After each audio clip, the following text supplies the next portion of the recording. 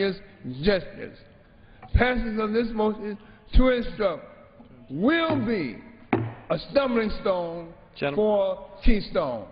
Gentleman's time has expired. Gentleman yields back. The gentleman from California reserves the balance of his time. What purpose does the gentleman from Kentucky rise? Yes. May I ask who has the right to close? The gentleman from Georgia. Okay. Well, at this time, I yield myself as much time as I may consume. Gentleman's recognized. I must say, first of all, I want to thank the gentleman from Georgia for introducing this motion to instruct. I think it's for the benefit of the American people. And I will have to say, having sat in many hearings on this subject, I really am puzzled how people can be opposed to the Keystone Pipeline. Many people have come up today who've been opposed to it, and they've talked about the necessity for jobs. The Keystone Pipeline will create many jobs. As a matter of fact, we know that oil from these oil sands in Canada is already coming to America. There's over 1,000 American companies today supplying goods and services to Canadian oil sands and pipeline companies. Just to give you an example, Caterpillar, which makes the 797 the world's largest truck, the engines are made in Indiana, the cab is fabricated and installed in Illinois, the frame component is cast in Louisiana, and the Michelin tires are made in South Carolina. That's just one, and I could go through here listing a multitude of companies that jobs are being created because of the oil sands, and only more will be created because if we can build this new pipeline. Now people say, oh, you're going to export all this oil. Well, I genuinely believe that is a red herring. The Department of Energy itself did an analysis of this and said if any oil was exported coming out of Canada, it would be a very minute amount. And yes, we do export some petroleum products now, but no one can honestly say, and no one has ever heard, that we intend to export the majority part of this oil, not even close to it. So I think that is a red herring.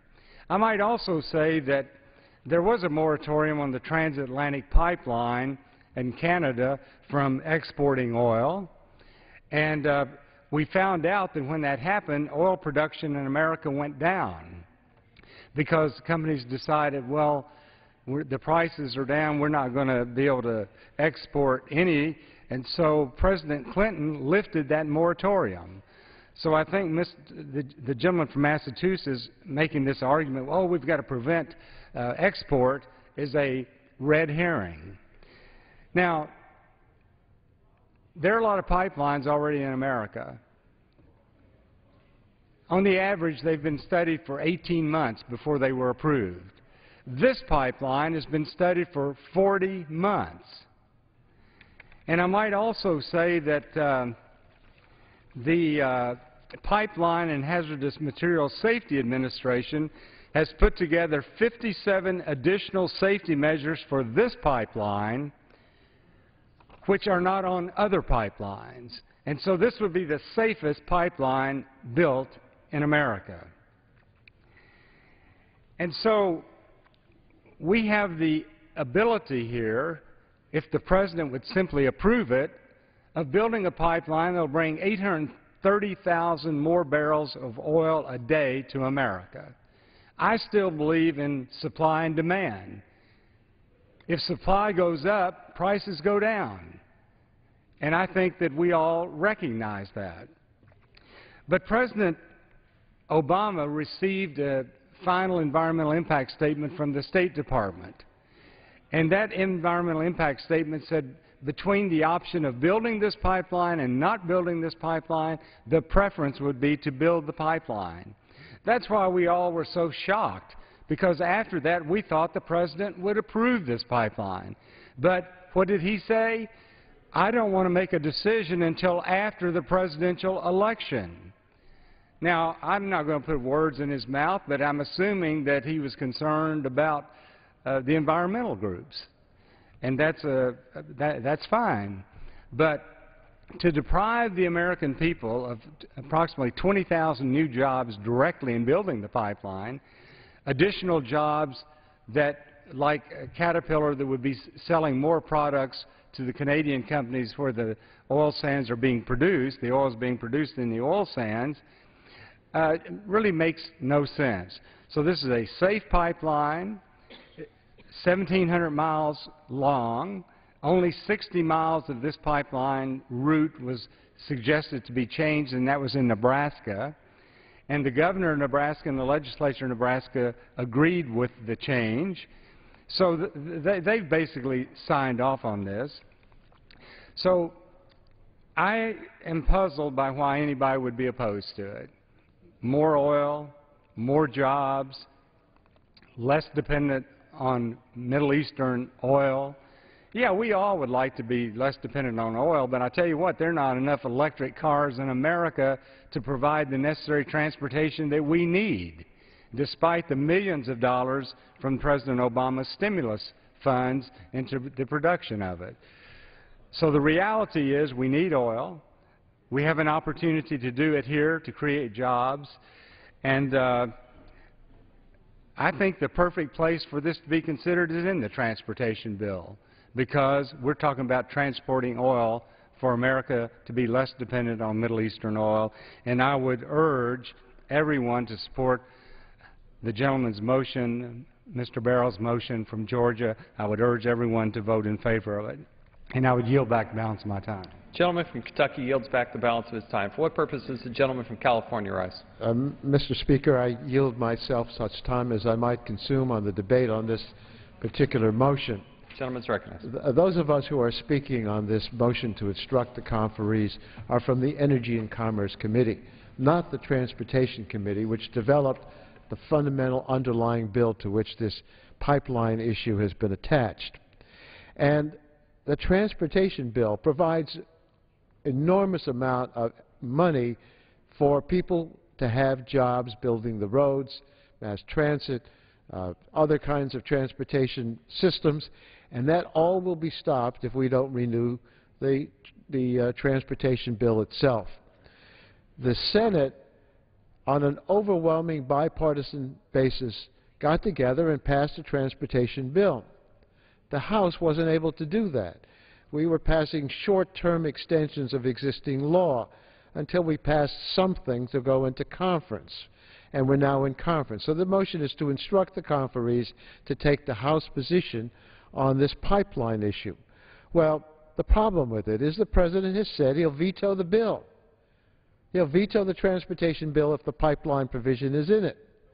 He has said it because he feels it needs to be reviewed before a decision is made on whether to allow this pipeline to be built. I don't consider that unreasonable. But what's really going on here is the Republicans want to stick it to the President. This is all politics. They want to make the President have to veto the bill. And then they'll say, he vetoed the bill. How outrageous it is. Let's not play politics. Let's reject this motion to instruct. Gentleman's time has expired. The gentleman from California yields back. What purpose does the gentleman from Georgia rise? To claim the remaining time, Mr. Speaker. 8.5 minutes. I yield myself the balance of my time. Gentleman's recognized. Thank you, Mr. Speaker. Mr. Speaker, I encourage the conferees to include approval of the Keystone XL pipeline. It will get Americans back to work, and while we're developing the alternative energy sources of the future, it will reduce our current dependency on purchasing oil from countries that don't share our values. Now, I understand the reasons why some folks are opposed to any new and unconventional sources of traditional energy that we rely on. The argument essentially is more of the same means we'll increase our dependence upon a dirty source of energy. It'll increase our dependence upon oil as the basic feedstock for transportation energy in this country. Well, Mr. Speaker, you can't increase your dependence beyond 100%. We are 100% dependent upon oil or its byproducts for the transportation energy in this country. Unlike the energy we get out of the walls or off the grid or through the light sockets, a whole bunch of different energy feedstocks go into that basic source of energy, that energy commodity. Some of it's coal, some of it's natural gas, some of it's nuclear, like the plants we're building in my district at Plant Vogtle. Some of it's wind and solar. We've got a lot of different energy feedstocks what goes into the wires, and we utilize in every other way. But the transportation energy in this country that we use to push all of our trucks, all of our cars, and all of our tractors, it all comes from oil. We got all of our transportation eggs in one energy basket. So you can't increase your dependence any more than 100%. That's where we are. And I understand that's what people's concerns are. But I think Secretary Clinton summed it up conclusively just a year and a half or so ago. Back in October of 2010, at a conference, Secretary of State Clinton was quoted as saying, quote, "We're either going to be dependent on dirty oil from the Persian Gulf or dirty oil from Canada until we can get our act together as a country and figure out that clean, renewable energy is in both our economic interests and the interests of our planet." Now, until we do that, we're going to be getting our oil from one source or the other. As for me, as between the Persian Gulf on the one hand and Canada on the other, I choose Canada. Meanwhile, I am optimistic about the future of alternative, clean sources of energy. And I want to wean us off the use of foreign oil as much as anyone in this building. But we aren't there yet. We're not there now, and we're not going to be there in the foreseeable future. And for as long as oil is our primary source of transportation energy in this country, we can't take it for granted, and we can't pretend that making it more scarce, or what's the same thing, making it more expensive, is going to hasten our reliance upon it, hasten the day when we're no longer relying upon it, just because we don't like it. Mr. Speaker, the folks that I represent expect us to vote for jobs and for energy security. We have an opportunity to do that with the transportation bill. I urge my colleagues to support the motion to instruct and to send that message loud and clear to our conferees. And with that, I yield the balance of my time. Gentleman yields back. All time for debate has expired. Without objection, the previous question is ordered. The question is on the motion. All those in favor say aye. All those opposed say no. In the opinion of the chair, the ayes have it. Motion is adopted. Ask for a roll call vote. Gentleman asks for the yeas and nays. I do. The yeas and nays are requested. Those favoring a vote by the yeas and nays will rise. A sufficient number having risen, the yeas and nays are ordered pursuant to Clause 8 of Rule 20. Further proceedings on this question will be postponed.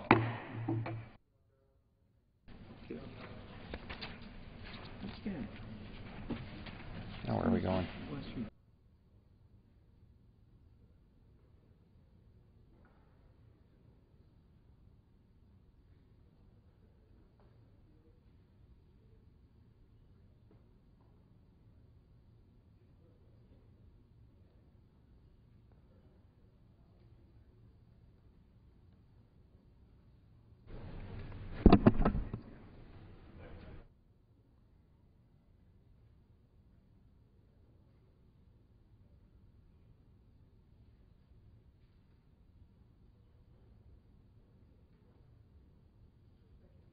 Does the gentleman from West Virginia rise? Speaker, I rise to offer a motion to instruct on H.R. 4348. The clerk will report the motion. Motion to instruct conferees on H.R. 4348 offered by Mr. Ray Hall of West Virginia.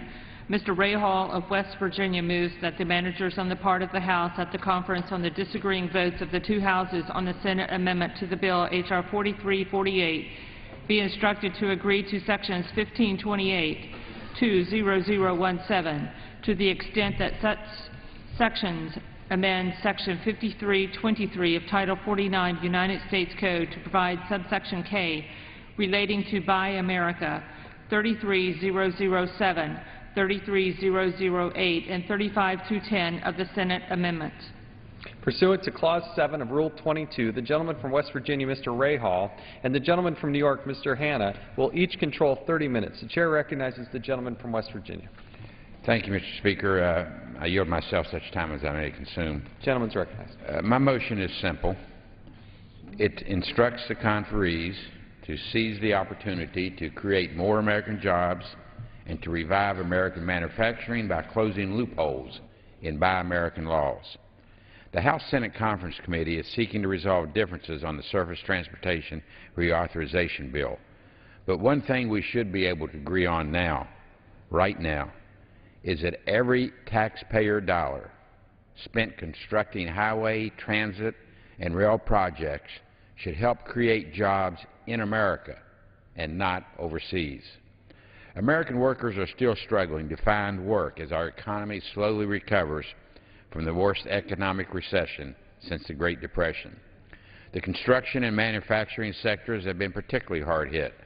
More than 56,000 U.S. factories have closed or moved overseas in the last 10 years, and 90,000 more manufacturing firms, most of which are small businesses, are at risk of going out of business.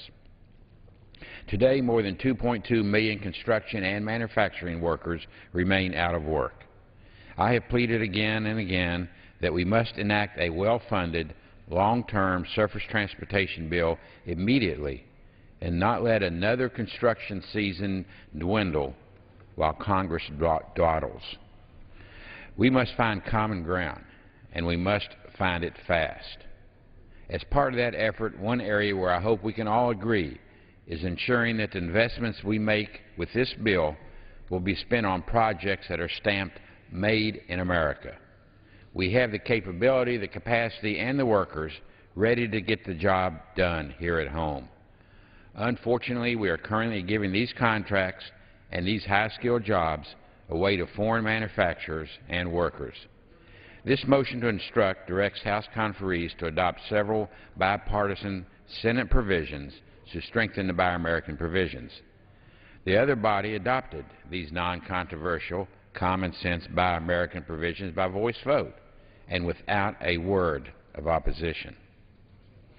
First and foremost, the Senate Buy American provisions close existing loopholes that allow highway, transit, and rail projects to be subdivided into separate contracts, meaning Buy American rules no longer apply to most of the work.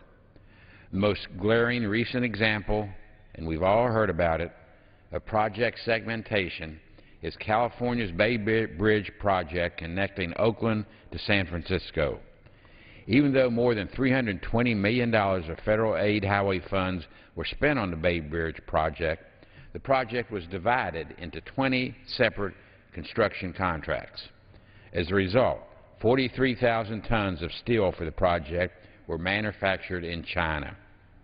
A Chinese state-owned company that had no prior bridge building experience, employed 3,000 workers on the project, including welders, polishers, and engineers. These workers could be American workers, with our engineers designing the bridge and our workers welding the girders on our steel manufactured here at home and guaranteed to be much safer. The Senate Buy American provisions also ensure, through robust notice and comment requirements, that U.S. companies will know of potential waivers of Buy American law before the U.S. Department of Transportation grants the waivers. This process will enable these companies to assess whether they have an American-made product that can be used in the project. And that's what this motion is all about, ensuring that American workers and companies get a fair shot. Last year, I introduced bipartisan legislation, H.R. 3533, the Invest in America Jobs Act of 2011, to strengthen Buy America.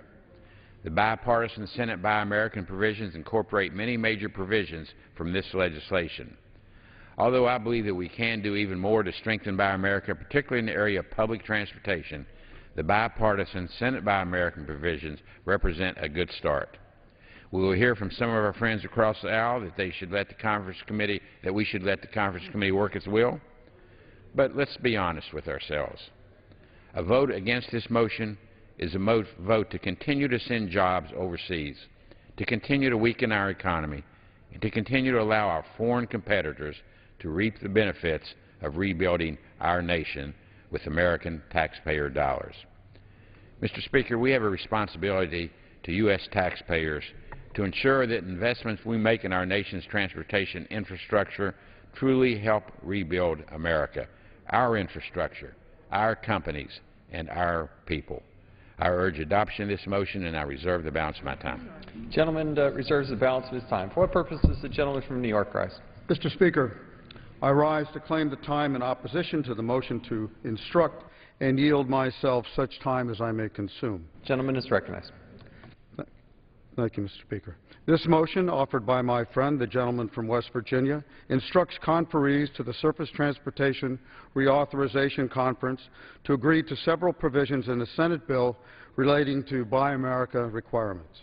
These Senate provisions will expand Buy America requirements for the Federal Highway Program, the Federal Transit Program, and for Amtrak. It is important to note that this is a non-binding procedural vote. A vote for or against this motion does not impact the outcome of the conference negotiations. However, it's also important to note that time spent preparing and debating this motion would have been better spent at the negotiating table. I yield back the balance of my time. Gentleman reserves the balance of his time. Gentleman from West Virginia. Yeah, okay. How much time do you want? Okay. Mr. Speaker, I'm honored to yield 2 minutes to a very valued member of our Transportation and Infrastructure Committee, the gentleman from New York, Mr. Bishop. The gentleman is recognized for 2 minutes. Thank you, Mr. Speaker, and I thank Ranking Member Ray Hall for yielding and for his leadership on this issue and his leadership on the Transportation and Infrastructure Committee.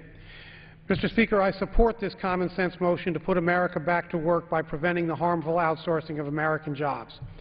The U.S. is still recovering from the worst recession since the Great Depression. The manufacturing and construction sectors have been particularly hard hit. In the past decade, more than 56,000 U.S. factories have closed or moved overseas. An additional 90,000 manufacturing firms are at risk of going out of business.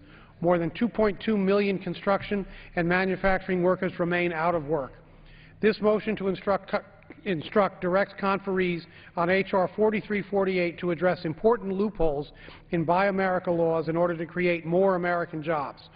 Provisions contained in the Senate amendment to H.R. 4348 will help ensure that all steel, iron, and manufactured goods used to construct highway, transit, and rail projects are produced in the United States.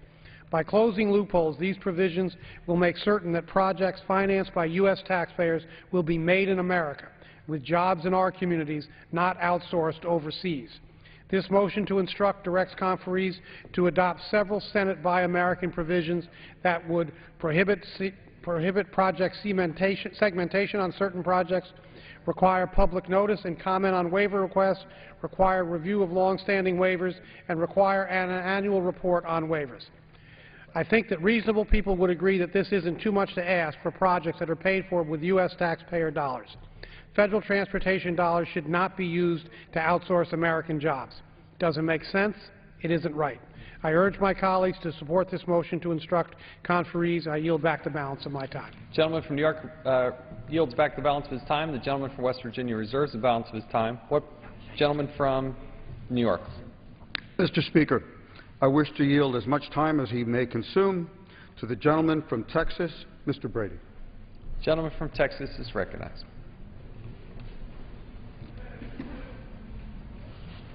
Thank you, Mr. Speaker. Mr. Hanna, I rise in opposition to this motion to instruct. The motion to instruct would add to already stringent Buy America provisions in American law that apply to highway, transit, Amtrak, and intercity rail projects, making them unworkable in our increasingly global economy. I know this is well-intentioned, but too often in Washington what some hope a bill will do, in fact it does just the opposite. I know that many members see the term Buy America and think they should automatically be in support. I understand that.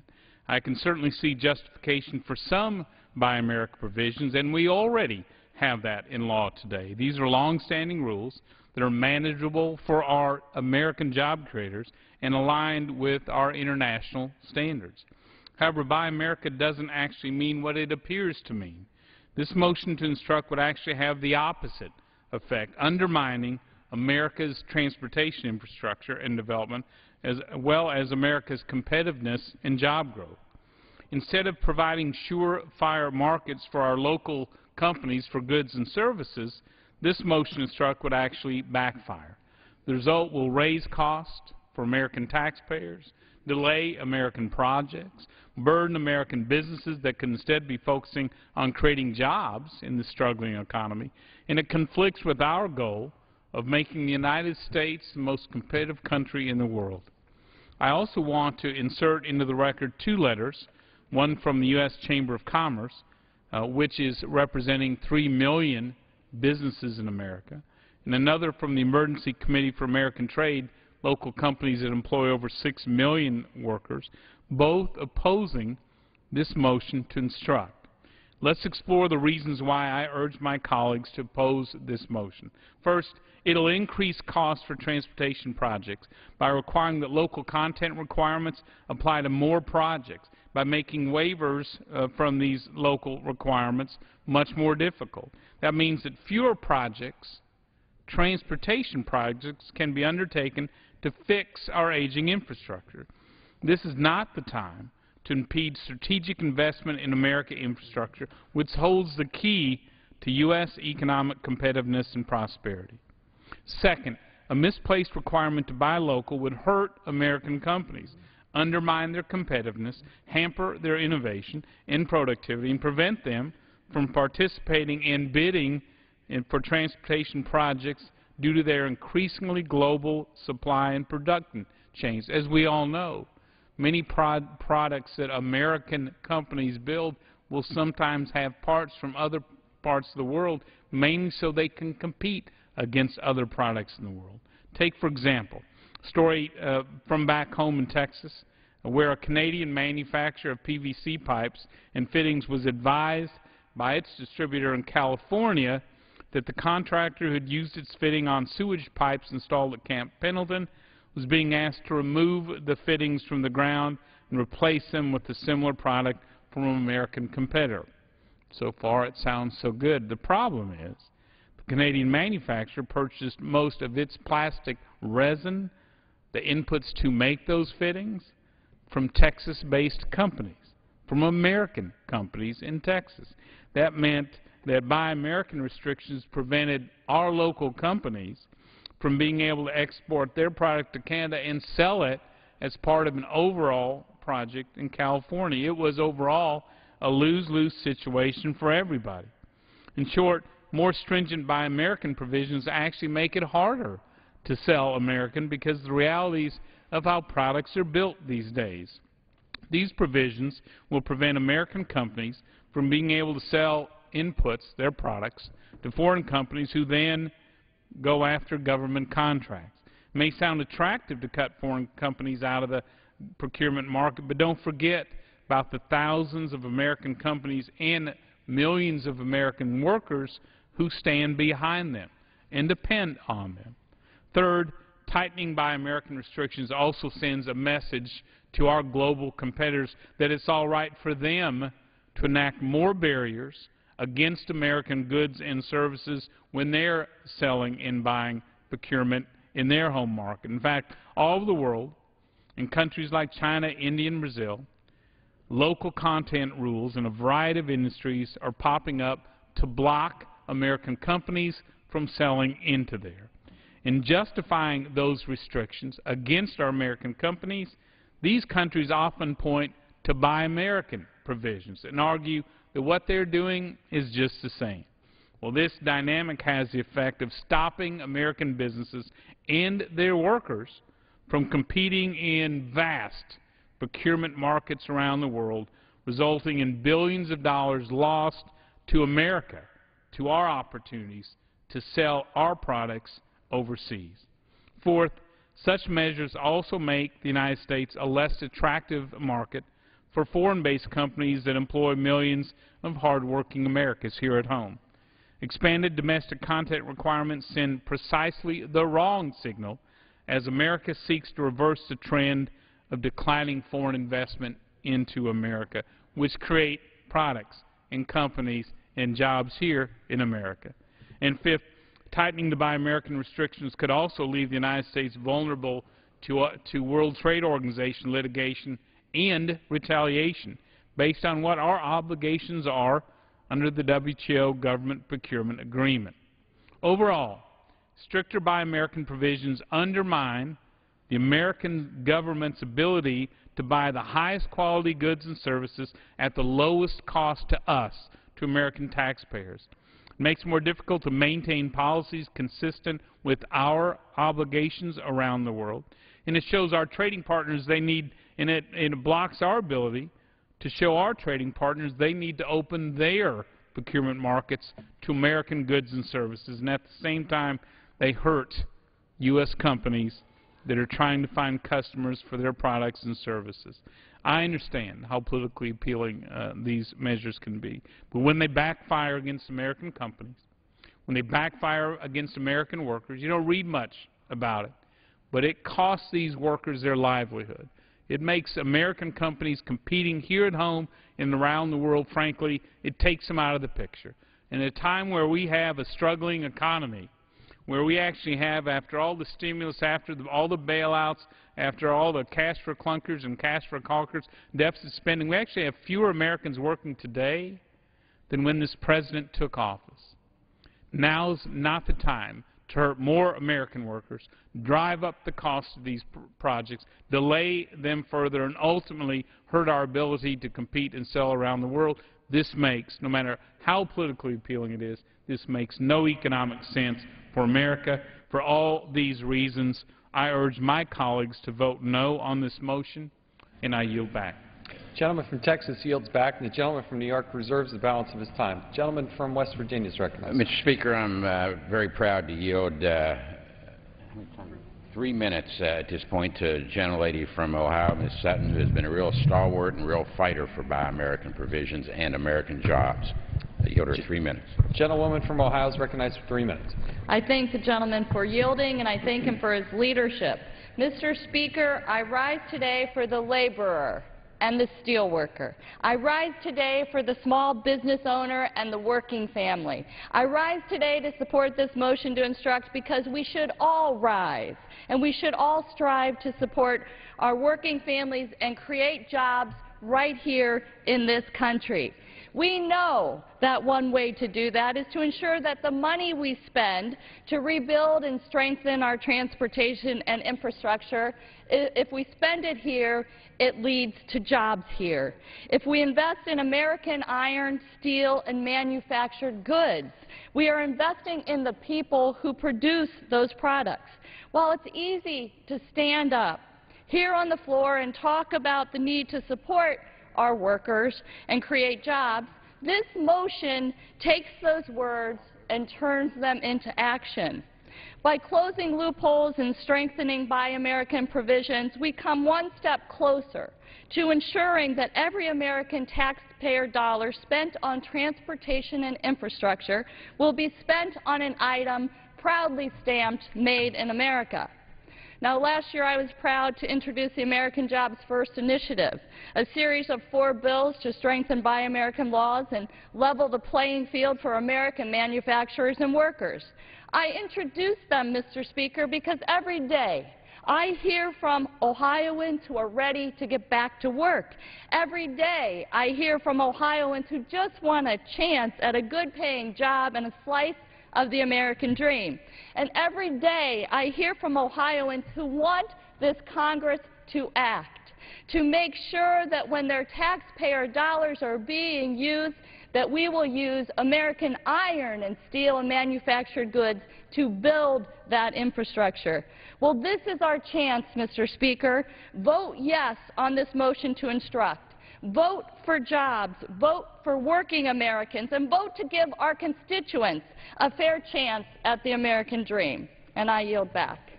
The gentlewoman yields back. The gentleman from West Virginia reserves the balance of his time. The gentleman from New York is recognized. Mr. Speaker, I reserve the balance of my time. Gentleman reserves. The gentleman from West Virginia is recognized. Mr. Speaker, I yield 3 minutes to the distinguished gentleman from Connecticut, Mr. Chris Murphy. The gentleman from Connecticut is recognized for 3 minutes. Thank you very much, Mr. Speaker. Thank you, Mr. Rahal. I rise in support of this motion to instruct.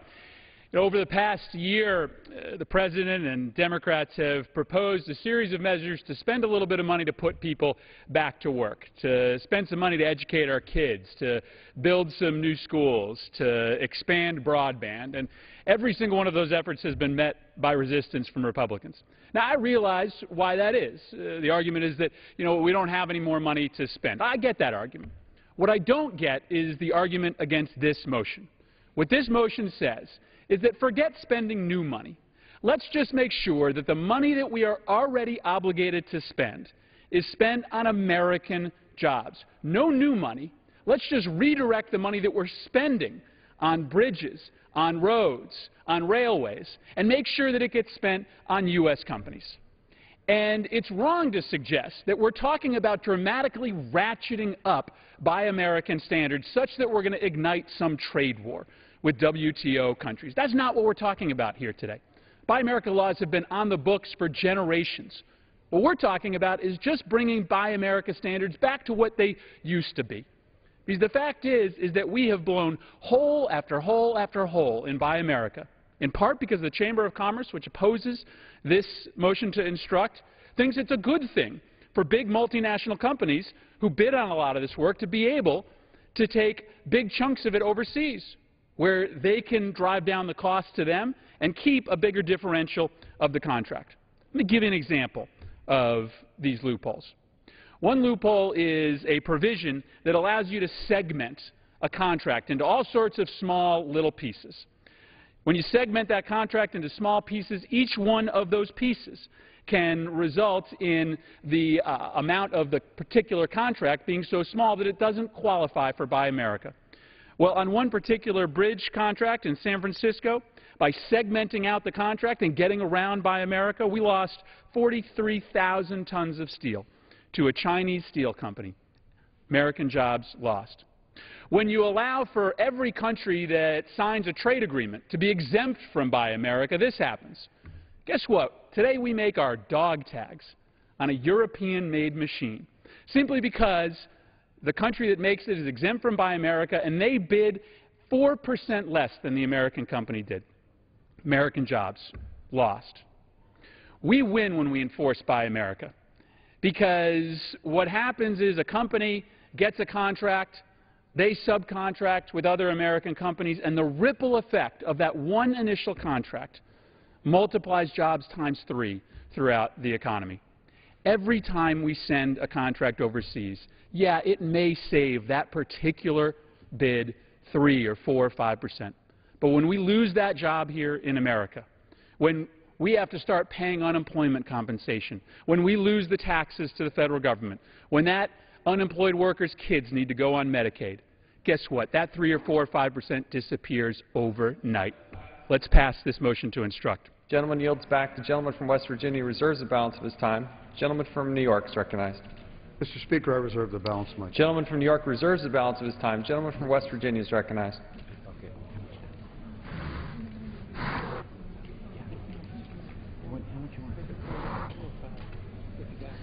I don't think I have that much. Mr.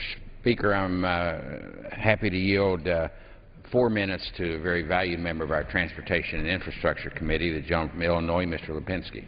Gentleman from Illinois is recognized for 4 minutes. Thank you, Mr. Speaker. I rise in support of the motion instruct offered by my good friend, the ranking member of the Transportation Committee, Mr. Rahal. Mr. Rahal has been a true advocate for the American worker and certainly for our nation's transportation system. He understands the key importance of not only passing this bill, but making sure that this bill is putting Americans to work. This Congress, I've been working to improve Buy America requirements with my Buy American Improvement Act. Mr. Rahal introduced the Invest in American Jobs Act of 2011. Unfortunately, we've been unable to move either of these bills here in the House, and we were unable to include language in the House version of the bill that we worked on in committee. But over in the Senate, they came to a bipartisan agreement to include these important provisions in the bill, including prohibiting the segmentation of transportation projects, guaranteeing transparency and opportunities for public comment on requests for waivers in Buy American provisions, requiring long-standing waivers to be reconsidered, and requiring DOT to report annually on the waivers it grants. Now, why is this important? It's important because all too often there are loopholes that are either purposefully used in order to get a product from overseas, or sometimes just simply overlooked. I had an issue with a contractor, defense contractor in my district, who lost a job, lost a bid to make a product to a South Korean company. They knew that the law was not followed, but far too often, someone who has a product to offer, someone who has a product that can be used in a transportation project, does not even know that they were passed over.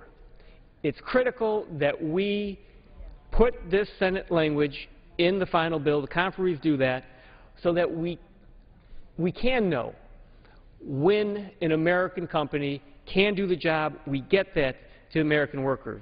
If we ensure that all the iron, steel, manufactured goods used in federal highway, transit, and railroad projects is produced in the United States, it creates jobs for American manufacturers and stops needless outsourcing.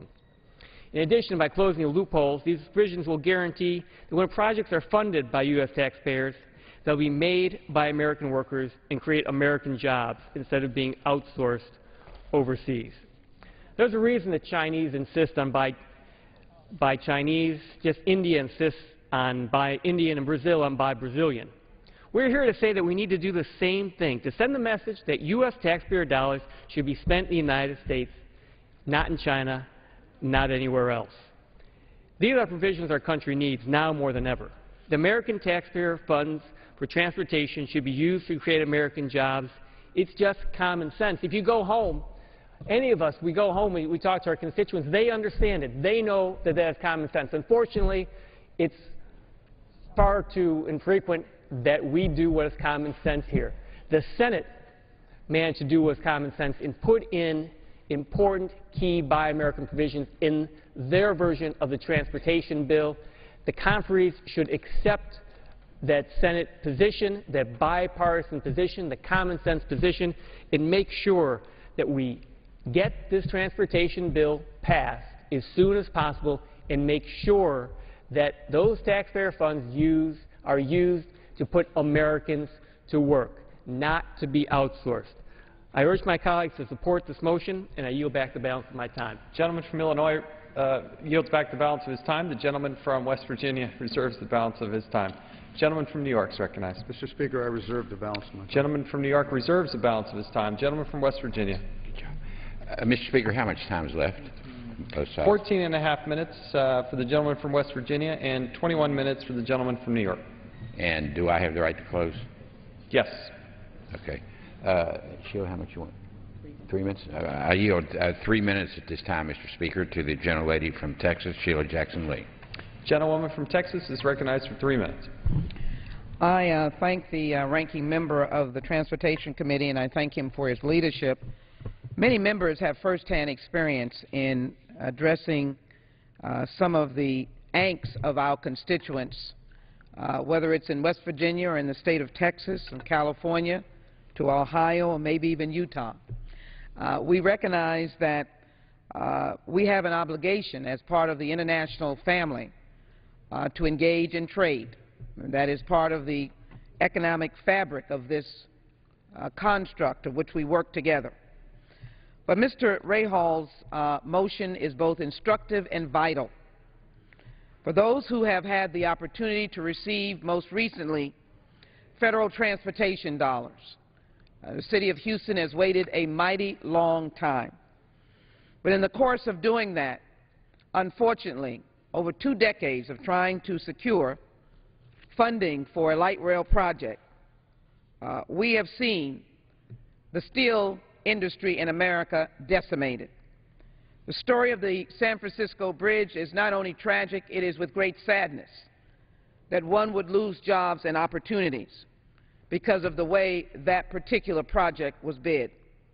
It is no insult to China for America to stand up and demand that we buy America. It is no insult to our other allies for, Mr. Speaker, That is what everyone does. This motion creates an even playing field in a new world matrix where every man and every woman on the international field of trade is for themselves. Let me tell you the story of dealing with federal funding. I've made every effort to press for the construction or the building, excuse me, of rail cars. We don't make rail cars. What we have are companies that are based here in the United States, owned elsewhere, but are based here, and therefore they make these particular rail cars in the United States. That's at least halfway, because it does create jobs. I frankly believe that if we are given federal funding, those same companies should try to relocate the rail-making process in the area where the light rail or the rail system is going. The prohibiting of the segmentation of highway, transit, and Amtrak projects is brilliant, because what it does, again, is create an even playing field for the construction companies, for those who are, in essence, experts on making the aspects of highway and transit, and allows them the even playing field of bidding. To require opportunities for public notice is crucial to give our companies an even playing field. Why should we be ashamed of trying to rebuild manufacturing, to try to put life back into the steel industry? Because nothing is ever final until you make the effort to do so. Gentlewoman's time. I yield to additional 1 minute. Gentlewoman's recognized for additional minute. This gives us the opportunity again to match with what is being done in other countries. There will be American companies that will tell you that bribes are passed while they are trying to negotiate by others trying to do business overseas. I had a constituent in my office today that said that they engaged with a Korean company.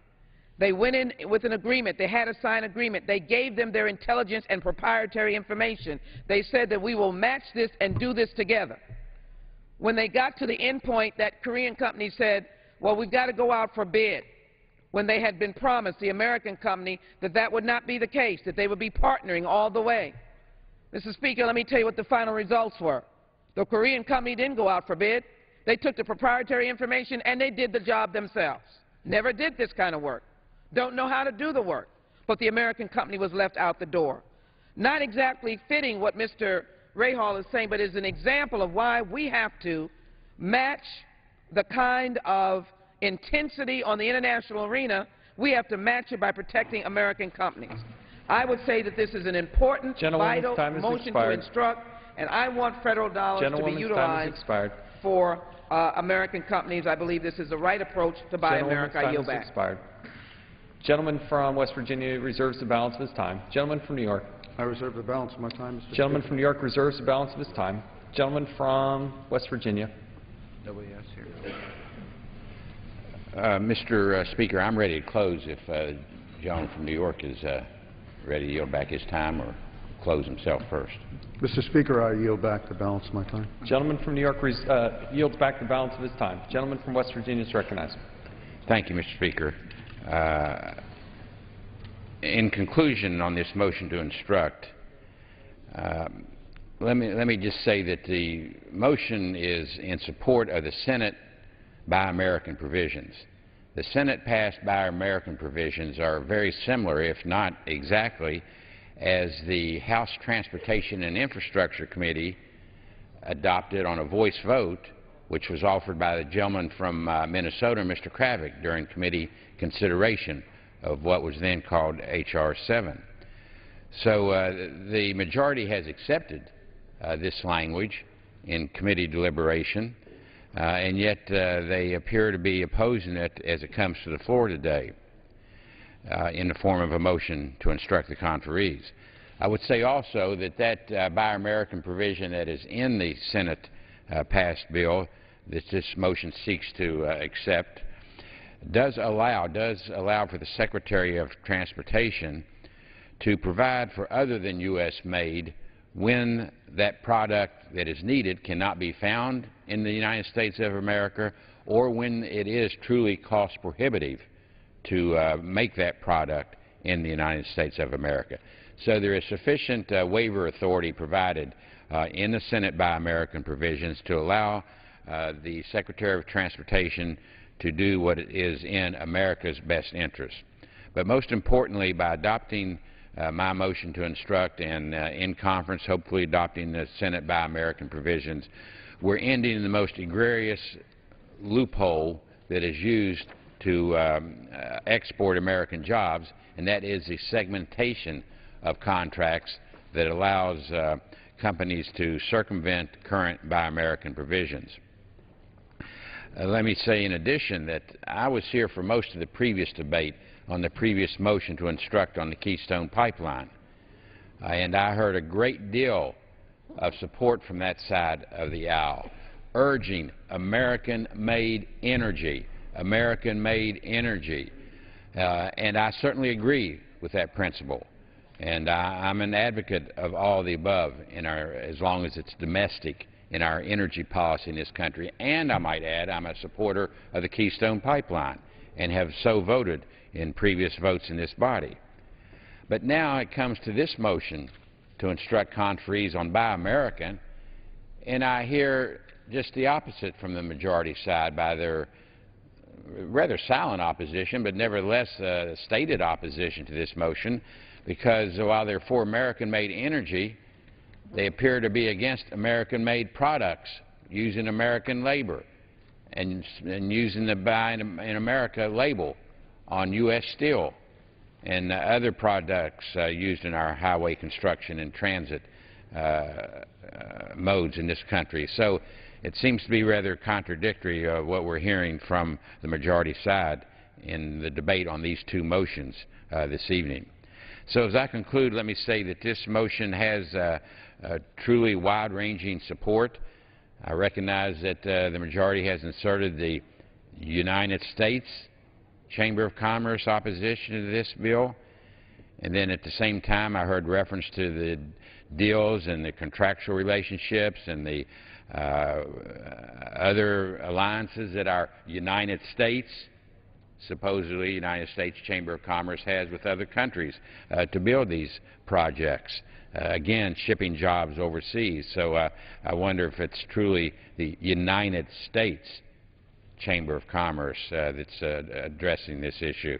But I will list those that are in support of the motion to instruct: the Alliance for American Manufacturing, the American Institute of Steel Construction, American Iron and Steel Institute, the Blue-Green Alliance, the Committee on Pipe and Tube Imports, the Concrete Reinforcing Steel Institute, the International Brotherhood of Electrical Workers, International Brotherhood of Teamsters, McVeigh Incorporated, the Municipal Castings Association, National Steel Bridge Alliance, Nucor Corporation, Specialty Steel Industry of North America, Steel Manufacturers Association, the Transportation Trades Department, and the United Steelworkers of America are among just a few of the groups that are supporting this motion to instruct.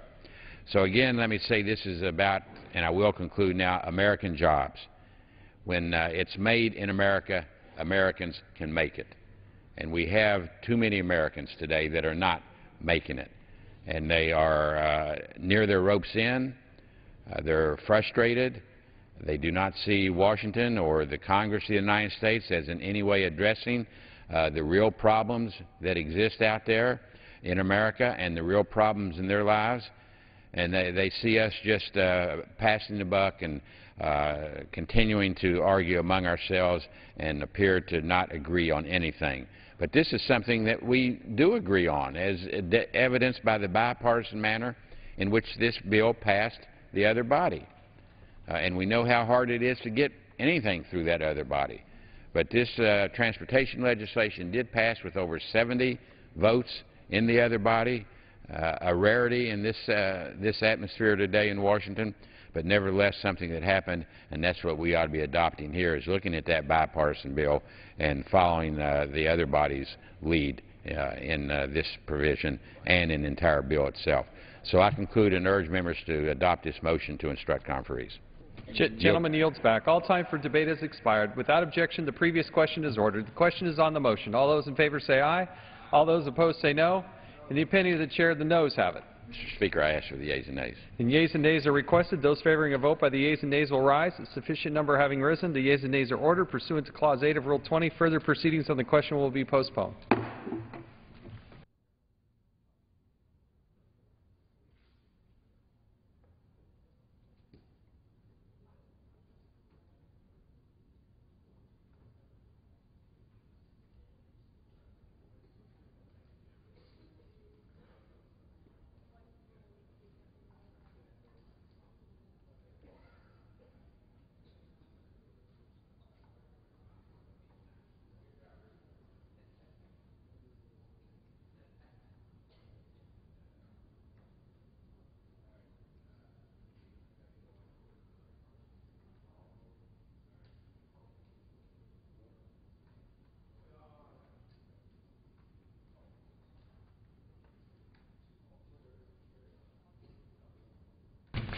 Pursuant to House Resolution 661 and Rule 18, the Chair declares the House in the Committee of the Whole on the State of the Union for further consideration of H.R. 4310.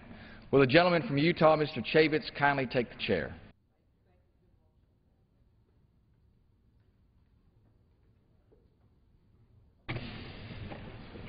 Committee will be in order.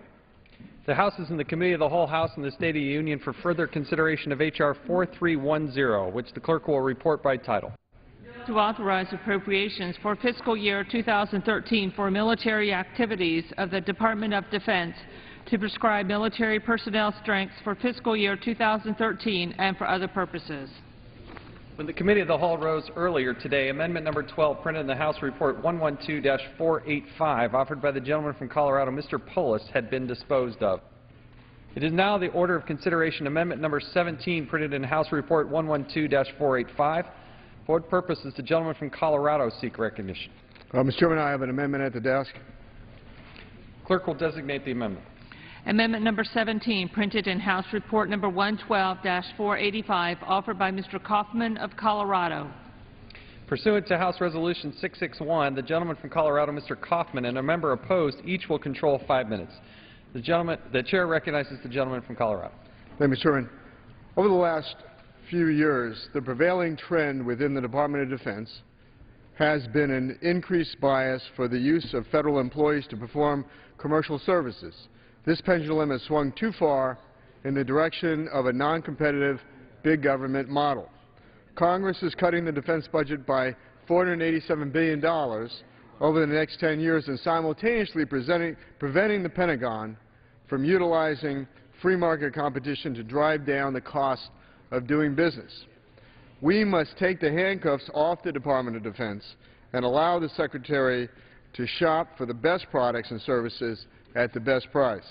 I am offering Amendment 54, which simply returns balance to civilian employees and private contractors in the Department of Defense. My amendment removes any bias towards private or public workforce performance of commercial activities. It allows the Secretary of Defense more options and discretion to efficiently manage taxpayer money authorized to run his department. In 2010, then Secretary Gates admitted, quote, "We weren't seeing the savings we had hoped for from insourcing," unquote.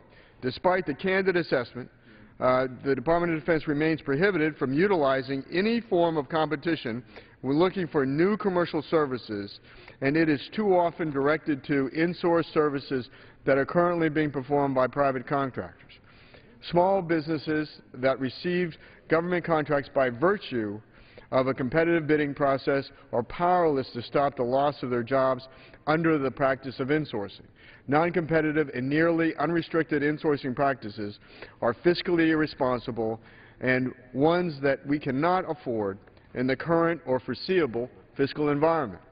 My amendment will strike the law that prevents the Secretary of Defense from utilizing private sector competition to provide new products or services.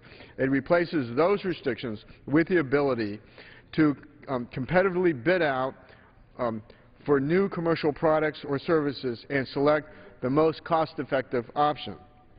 Further, it removes criteria that compel the Pentagon to insource competitive contracts currently being performed. According to OMB, GAO, and the Center for Naval Analysis, savings of 30% are achieved when implementing competitive sourcing for commercial activities currently performed by the government. The Federal Activities Inventory Reform, or FAIR Act, requires the Director of OMB to compile a list of activities performed by federal government sources that are not inherently governmental functions. The Department of Defense, the FAIR Act, identified 453,000 jobs that could be performed by a competitive source. If competition is applied to all DoD FAIR Act positions, the annual savings could exceed $13 billion. My amendment recognizes that there are certain functions that should be performed by Department of Defense civilian employees. It does not adjust the definition of inherently governmental functions or functions closely associated to inherently governmental, and does not seek to outsource those functions in any way. It will only address commercial functions and afford the Department of Defense options to reduce the cost of providing those services, those products and services. Chairman, with that, I yield back. Gentleman yields back the balance of his time. For what purpose does the gentlewoman from Guam rise? Mr. Chairman, I rise to claim the time in